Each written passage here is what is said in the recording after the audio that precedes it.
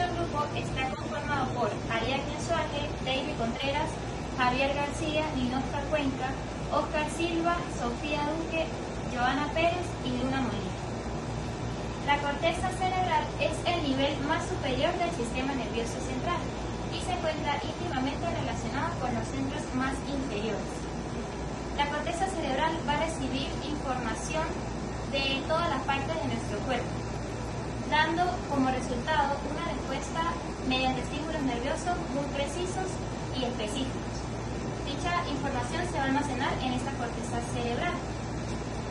Estas informaciones van a ser de gran utilidad para los médicos poder localizar las lesiones hemisféricas mediante signos y síntomas clínicos.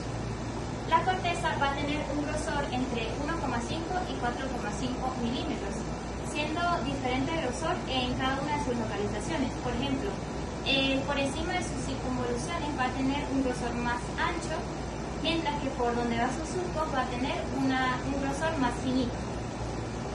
La corteza cerebral va a estar formada por sustancia gris. A su vez, va a contener aproximadamente 10.000 millones de células nerviosas. Dentro de las células presentes en la corteza podemos nombrar las células horizontales de Cajal, las células pisiformes, las células estrelladas y las células de Martinotti. En cuanto al desarrollo de la corteza cerebral, esta va a estar desarrollada a partir del páleo, lo que va a constituir 3 regiones, las cuales son paleocorteza, paleo-paleo, arqueocorteza, arqueopaleo y neocorteza o neopaleo. Desde una perspectiva filogenética, tenemos que la arqueocorteza se va a relacionar íntimamente con la corteza olfatoria y va a formar lo que es el paleo-paleo y el hipocampo. El neopaleo va a constituir el 90% de la estructura cortical. En este neopaleo van a llegar células que van a migrar a la zona subpial, estas específicamente son los neuroplastos, para luego posteriormente diferenciarse en células maduras. Ok, para hablar de lo que serían las capas tenemos primero lo que sería la capa molecular. La capa molecular es la más externa y va a estar compuesta por una densa red, como podemos ver aquí, de fibras nerviosas. Estas fibras nerviosas van a proceder de lo que serían las dendritas apicales de dos tipos de células: las células piramidales y las células fusiformes. También los axones, que van a proceder de las células estrelladas y de las células de Martinotti. En esta capa también podemos ver fibras aferentes. Estas fibras aferentes van a provenir del tálamo y se van a coincidir con lo que sean las fibras corticales. En esta capa se podrán encontrar dispersas entre todas estas fibras las células horizontales de Cajal, y esta capa es muy reconocida porque ocurren muchas sinapsis entre varios tipos de células. La segunda capa que podemos ver es la capa granular externa. La capa granular externa va a estar formada tanto por células estrelladas como por células piramidales. Los axones de estas células van a llegar a la capa principal, la capa molecular, es decir, la más externa que nombré anteriormente, mientras que subaxones van a llegar a las capas más profundas para quedarse en ellos o en busca de lo que sería la sustancia blanca. Luego tenemos la capa piramidal externa. La capa piramidal externa va a estar formada por células piramidales. Estas células piramidales van a ir aumentando su tamaño, ya sea desde el límite superficial de la capa hasta el límite inferior. Y sus fibras se van a ir proyectando hacia la sustancia blanca, ya sea en forma de una fibra de proyección, una fibra cortical. Luego tenemos la capa granulosa interna. La capa granulosa interna va a estar formada por células estrelladas. Estas células estrelladas van a estar de una forma muy densa en la capa. También vamos a encontrar un acúmulo de células que van a estar posicionadas horizontalmente, que son estas que están acá. También es llamada la banda de Valgari. Luego vamos a tener la penúltima capa, que es la capa piramidal interna. La capa piramidal interna va a estar compuesta por lo que serían células piramidales de gran tamaño o un tamaño intermedio. Y disperso entre estas células vamos a encontrar células estrelladas y células de Martinotti. Y también, como en la capa anterior, vamos a encontrar unas fibras horizontales que van a estar posicionadas. En esta capa, específicamente ya en lo que vendría siendo la corteza motora del área precentral, de la circunvolución precentral, vamos a encontrar unas células llamadas células Rebex. Estas células son unas células piramidales de gran tamaño, que están encargadas del 3% de las proyecciones de corticoespinales y corticales, las cuales son proyecciones hacia los fascículos. Luego tenemos la última capa, que es la capa multiforme. En la capa multiforme vamos a encontrar células fusiformes en su mayoría, aunque también podemos encontrar células piramidales que van a estar un poco modificadas, por así decirlo. Pueden ser ovoides o también pueden ser piramidales. Y también logran verse mucho las células de Martinotti. Y las fibras de esta capa van a subir y a bajar desde la sustancia que hacen. Continuando, vamos a hablar de lo que son las áreas sensitivas y sensoriales. Primero, tenemos lo que son el área somatestésica primaria. Decimos que estas áreas se van a dividir en lo que es tanto primaria como secundaria. Decimos que las sensaciones somatestésicas son todas aquellas provenientes del cuerpo, que pueden ser el tacto, la presión, la temperatura y el dolor. Estas me van a ocupar casi la totalidad de lo que es el lóbulo parietal. Las áreas sensitivas primarias me van a servir como centros de relevos inferiores del cerebro, que me van a llevar las diversas informaciones a diversas regiones de la corteza cerebral. Tenemos lo que es las áreas somatestésica primaria. Decimos que esta es una porción de la corteza que me va a recibir señales directamente de los receptores sensitivos en todo el cuerpo. Al contrario, la información que va a las áreas sensitivas secundarias, estas me van se van a interpretar directamente en estructuras profundas cerebrales, como pueden ser también en diversas regiones de la zona primaria.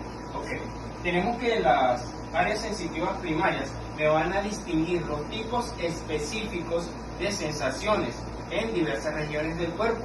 Y tenemos lo que son las áreas sensitivas secundarias. Estas se van a encargar de interpretar estas señales sensoriales, más no de distinguir, como pueden ser una mano que se va aproximando a una silla, una mesa o un balón. Tenemos lo que son las áreas visual primaria y secundaria, como lo pueden ver aquí. Decimos que el área visual me va a ocupar casi por completo lo que es el lóbulo occipital. Y tenemos que el área visual primaria, esta me va a distinguir lo que son los tonos específicos de luz y oscuridad, como también puede ser lo que son interpretaciones de líneas y límites. Decimos que una estimulación eléctrica, lo que son en el área visual primaria, va a hacer que la persona vea destellos de luz, líneas brillantes, colores o imágenes simples. Tenemos que lo que son en la área visual secundaria, esta se va a encargar de interpretar estas señales visuales, como lo que son, como por ejemplo la interpretación visual del lenguaje escrito. Tenemos por último lo que son las áreas auditivas primarias y secundarias, que es lo que como pueden ver aquí. Decimos que estas están ubicadas en la mitad superior de los 2/3 anteriores de lo que es el lóbulo temporal. Estas me van a ocupar casi en su mayoría una pequeña fracción de lo que es el lóbulo temporal. Lo que es el área auditiva primaria se va a encargar de lo que es de distinguir lo que son los tonos de sonido, la sonoridad y lo que es otras cualidades del sonido. Decimos que una estimulación eléctrica, lo que es en una zona de la área auditiva primaria, va a hacer de que la persona escuche un sonido simple, que puede ser tanto débil como intenso o como chirrido. Decimos que no va a escuchar lo que son palabras inteligibles o como pueden ser canciones coherentes, sonidos coherentes. Decimos que lo que es el área auditiva secundaria se va a encargar más que todo de interpretar estas señales auditivas o estas palabras habladas, tales como pueden ser lo que es las canciones. Decimos que una porción importante o un punto importante es que en diversas regiones de lo que es la zona auditiva es de gran importancia porque me ayudan a interpretar lo que son las letras de las canciones, los sonidos inteligibles o entendibles, o como pueden ser las palabras habladas de un párrafo o de una conversación natural. Bueno, vamos a continuar con lo que serían las áreas motoras. Se denomina área motora o motriz del cerebro a aquella parte de la corteza cerebral cuyas funciones principales son las de permitir la generación, el mantenimiento y la transmisión de los movimientos voluntarios y conscientes por parte del sujeto. Esta región se encuentra localizada en la parte superior y rostral del encéfalo, precisamente en lo que sería la parte posterior del lóbulo frontal, justo antes de la cisura central o de Rolando y del área somatosensorial. Es importante saber que las áreas motoras se encuentran comprendidas por 3 diferentes áreas del lóbulo frontal del cerebro, las cuales son de gran importancia para poder guiar a los movimientos. Entre las más principales encontramos las siguientes: el área motora primaria, la cual corresponde al área 4 de Brodmann. Tenemos el área promotora y el área motora suplementaria, las cuales ambas corresponden al área 6 de Brodmann. Vamos a comenzar por lo que sería el área motora primitiva. Esta área es la que se trata o se va a encargar de generar y enviar las órdenes de los movimientos de todos los músculos voluntarios del organismo. Esta área se encuentra localizada en lo que sería la circunvolución precentral y el lóbulo paracentral anterior a lo que es la superficie medial del cerebro. Es importante saber que el área motora primaria no trabaja sola, sino que precisa de la información prominente de las siguientes zonas para poder planificar y elaborar los movimientos.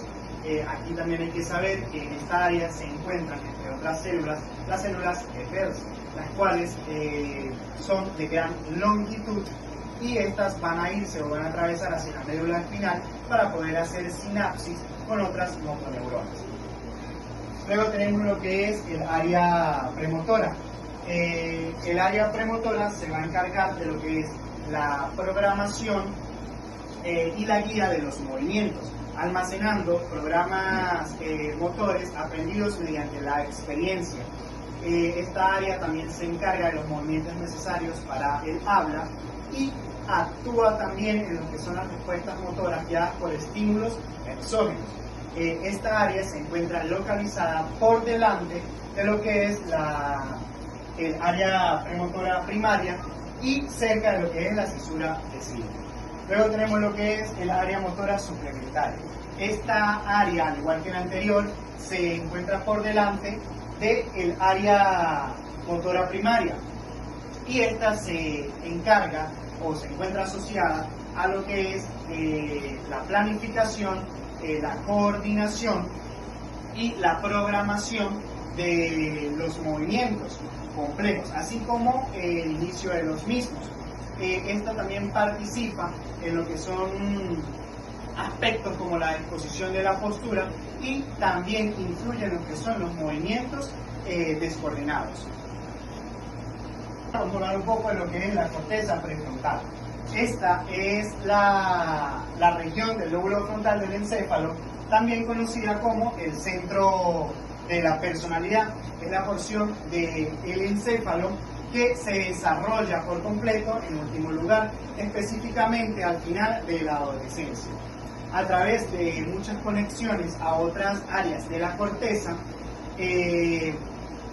esta participa en cogniciones superiores o complejas, como lo es el razonamiento, la toma de decisiones, la expresión de la personalidad y la cognición social. Bueno, Con respecto al área motores y sensoriales relacionadas con el lenguaje, tenemos el área de asociación parieto-occipito-temporal, que es un área que se encuentra posterior al área somatosensitiva. Tenemos en su porción posterior el área visual y en su porción lateral el área auditiva. Esta área parieto-occipito-temporal ocupa un gran espacio de la corteza occipital y parietal. Juega un rol importante en captar las señales provenientes de las áreas sensoriales que las rodean. Y nos proporciona una subárea, que es el área de Wernicke, que esta se encuentra posterior al área auditiva. Y es la área de comprensión lectora. Por lo tanto, juega entre las funciones importantes del cerebro con respecto a lo intelectual. Después tenemos la área de asociación prefrontal, que se encuentra en la porción anterior del cerebro y trabaja íntimamente con la corteza motora para la ejecución motora del cuerpo. Esta área nos proporciona el área de Broca, que el área de Broca nos da unos circuitos, que estos circuitos nos ayudan a la formación de palabras. El área de Broca trabaja en conjunto con el área de Wernicke para la formación de palabras, frases cortas y la comprensión lectora. Gracias. ¿Qué es la dominancia cerebral? La dominancia cerebral es la especialización de los dos hemisferios cerebrales, que son el derecho y el izquierdo, en la integración y control para las distintas funciones del individuo. Aproximadamente en el 90% de la población, el hemisferio cerebral izquierdo se especializa y controla la capacidad para hablar y escribir, mientras que en el 10% de la población restante es el hemisferio cerebral derecho o ambos el que lo hace.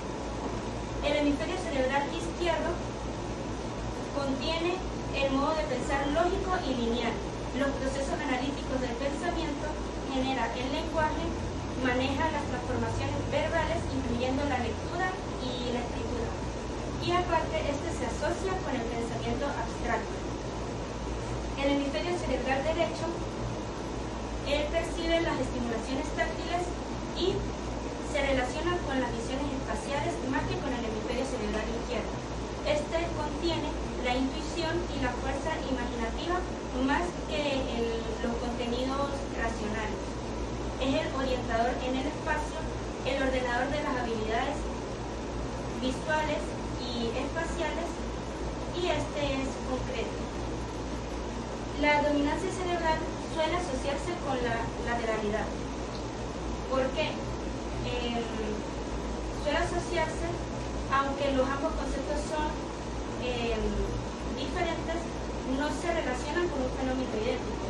La dominancia cerebral, que es el primero, es un proceso central, inconsciente y voluntario que va más allá del control del sujeto, que seríamos nosotros. Se diferencia de la lateralidad porque esta es una manifestación efectora, consciente y voluntaria que se puede modificar con el entrenamiento. Continuando con el tema, tenemos las fibras de asociación. Estas son las que intercomunican varias partes del mismo hemisferio, cuya función es comunicar o conectar las vías de las regiones corticales del mismo hemisferio que se relacionan. En la clasificación tenemos las fibras cortas, las fibras largas, cápsula externa y cápsula extrema. ¿Sí? En las fibras cortas tenemos que son las que se encargan de intercomunicar un giro con otro. Estas son las que van a estar más cerca en el hemisferio ipsilateral y se encuentran ubicadas por debajo de la corteza cerebral, como se puede observar acá. Son las que se encargan de unir las circunvoluciones adyacentes. Dentro de las fibras largas tenemos que son las que van a estar más alargadas o más alejadas del hemisferio ipsilateral. Estas se encargan de interconectar diferentes lóbulos del mismo hemisferio. Posee diversos fascículos, como es el fascículo usiforme, el fascículo longitudinal superior, longitudinal inferior, el cíngulo, el fascículo arqueado y el fascículo occipitofrontal. ¿Sí? Dentro de las características también tenemos la cápsula externa y la cápsula extrema. Estas van a estar conformadas por lo que es la sustancia blanca, las cuales están limitadas por una sustancia gris. Esta es denominada el claustro. ¿Sí? Dentro de las fibras comisurares tenemos que son las fibras que se encargan de conectar ambos hemisferios cerebrales.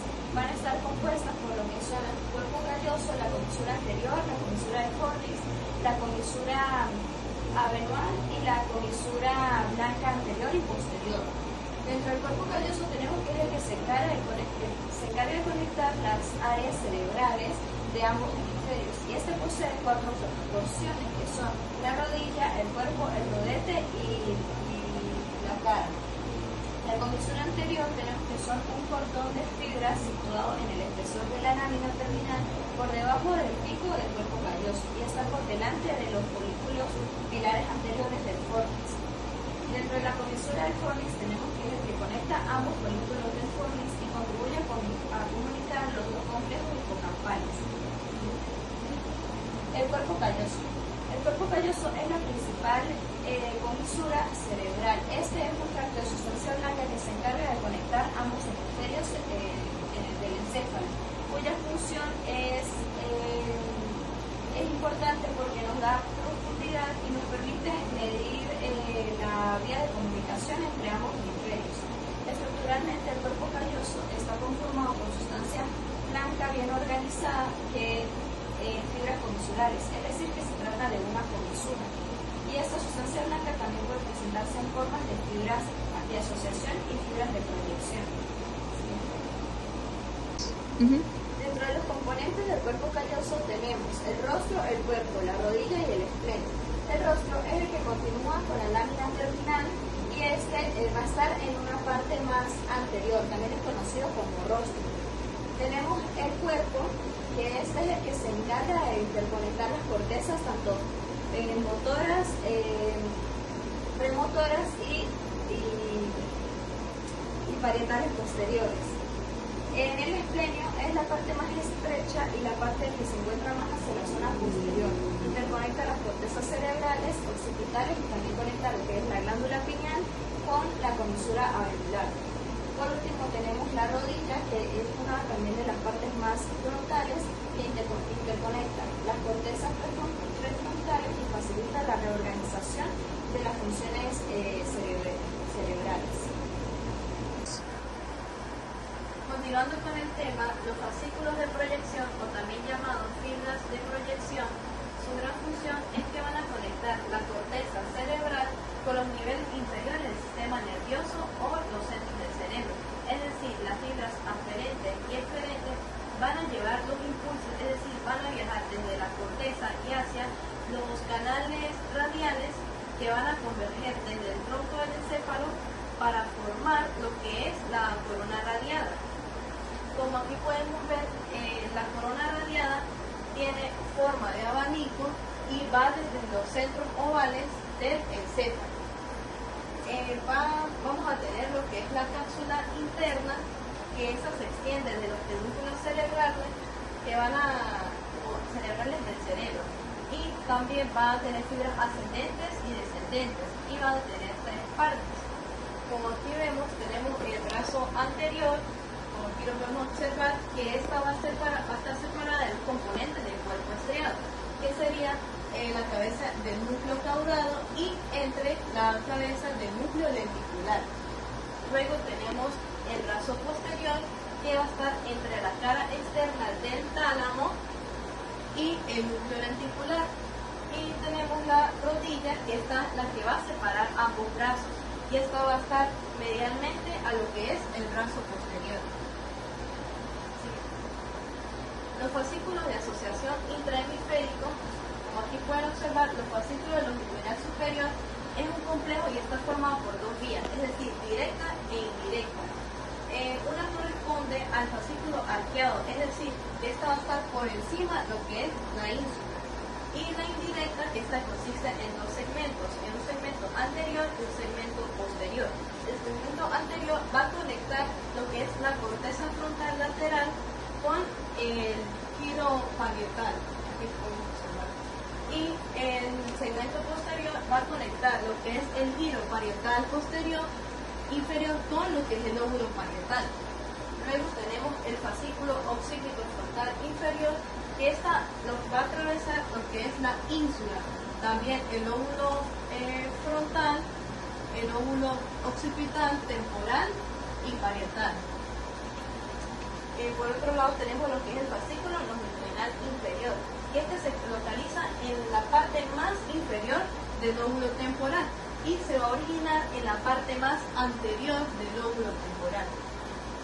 Por otro lado, que esta va a estar compuesta por dos porciones, una porción directa y una porción indirecta. Es decir, la porción directa es que van a ser fibras largas que van a ir desde el lóbulo temporal y el lóbulo occipital, mientras que las fibras indirectas son fibras cortas que conectan el giro temporal y el occipital inferior.